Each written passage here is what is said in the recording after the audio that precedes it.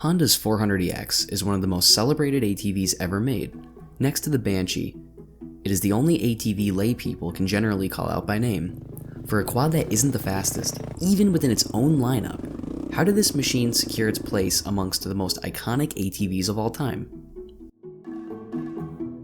The Honda TRX450EX, or in later years, the same name with the E in its suffix dropped, was a perfect storm for popularity and success.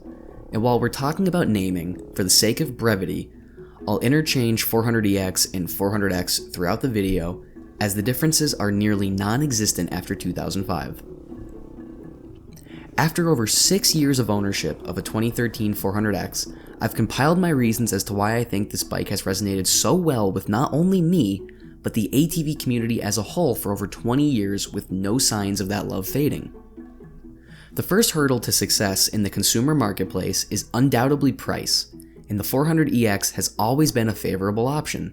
It was an affordable 4-stroke engine quad on a solid platform. It's hard to remember a time before 4-stroke engines took over the ATV market, but in the late 90s into early aughts, this machine was not only entirely different, but it was also better for the average rider. When compared to the equivalent 2-stroke model, the Honda TRX450R, both machines were pretty comparable in dyno readings at around 25 horsepower.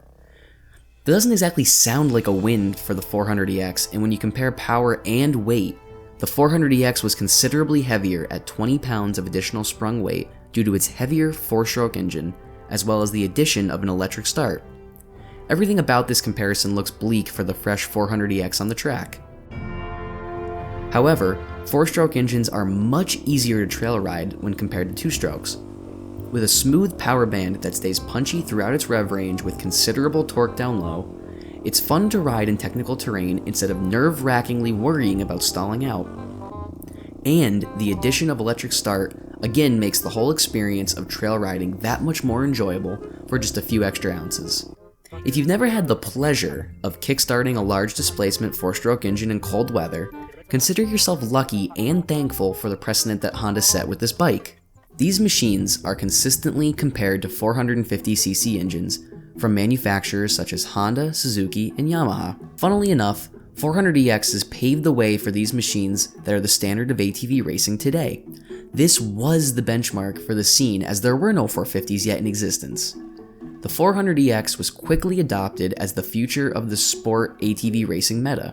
For an air-cooled, carbureted machine with minimal changes in nearly 2 decades of production, it's still relevant in cross-country ATV racing today. As humans, we're not as logical as we give ourselves credit for. We're all creatures of habit. We know the sun comes after the moon, things fall down when we throw them up, and Hondas are reliable. I can attest to this after 6 years of riding mine, as I've never had so much so as a single issue that wasn't operator error.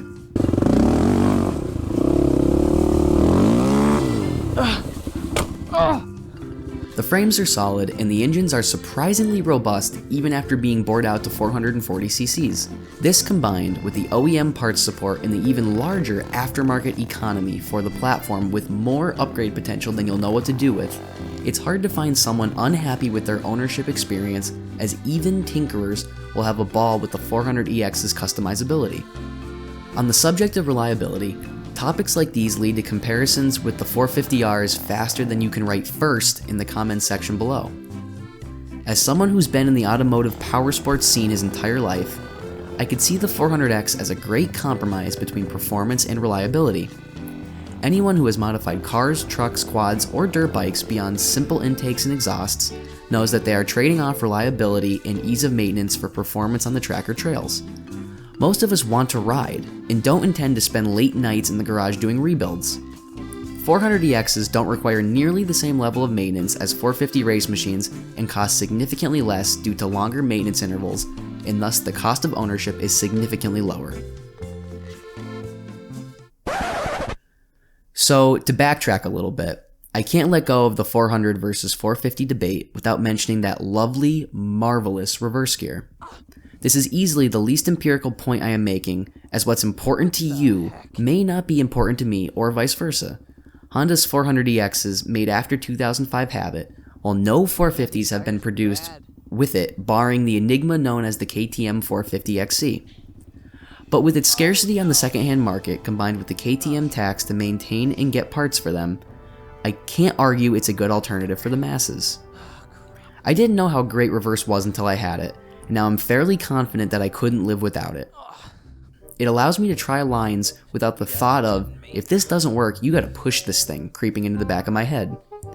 At a little over 400 pounds, you don't want to be pushing this thing around. It's convenient for loading and unloading, as well as just doing K-turns that are often needed in heavily wooded trails. It's pretty similar to electric start. You don't need it, but you want it.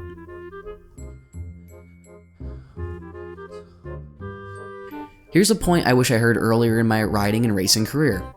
You're not as fast as you think you are. And that 400 is probably still able to perform beyond your skills. It's a tough pill to swallow, I know. Unless you're racing on the weekends, you don't have a good read on your own abilities compared to other riders, and nothing is more humbling than a DNF in your first heat or even a DFL in your first hare scramble. Don't get me wrong, if you want a 450, don't let me stop you. We all want the best, and if you can afford one, be my guest. I mean, you can go big and get the Raptor 700. I'm just saying your 400 probably isn't holding you back. I truly believe that the Honda 400 series machines are unequivocally the best option for a majority of riders in all climates and trail conditions. For about 50% of the price of a 450cc sport ATV in similar condition, you're getting 100% of the fun and enjoyment of riding. Barring snow and extreme mud situations, you can't beat a sport ATV's fun factor. I'd like to give the KTM 450XC the runner-up as a great ATV in the same vein as the iconic 400EX and 400X, but with its lack of machines for sale on the secondhand market, it's not a viable option for most.